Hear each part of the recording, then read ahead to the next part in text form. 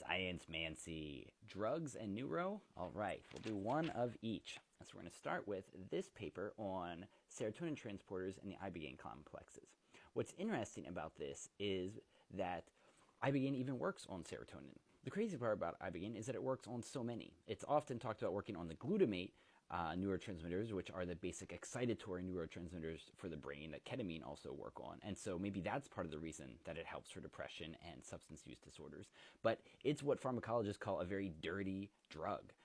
Plant medicine, because it also works on the serotonin receptors, dopamine receptors, endorphin receptors, and we don't always know why it's doing good things. But part of the anxiety relief and antidepressant relief that people can report from ibogaine is probably because it is changing the serotonin levels in their brain. And so this is an interesting paper to look at about that.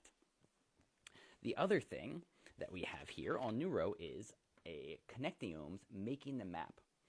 And I have a book over there called Connectiome. And really, the next great field in brain science is going to be this. How is the brain connected? Because we have such a terrible idea right now about how everything's wired together. And it's interesting when you look at things like Glu and Gabamate, is sometimes you only need a very little bit of glutamate, and it packs an oversized punch because of where its tendrils go to and where it makes its effects. And so they're talking in this paper about giant projects like the Human Connectiome project that's just finishing, $30 million project with 100 researchers over 10 institutions, and that's just to get the basics of the wirings of what we're going on. And we're using all of these different systems to try to do it.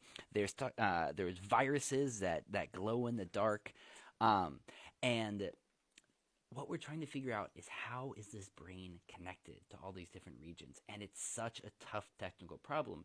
But the guess is that a lot of these high-level mental disorders, like schizophrenia and things like that, that they might be diseases of brain connection. But if we don't know what a normal brain connectiome looks like, we're not going to be able to tell what a diseased brain connectiome looks like.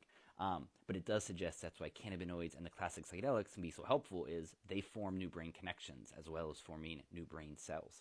So the connectiome is going to be the next great field of science, and you can look at this up on Nature Connectiomes Make the Map to learn more.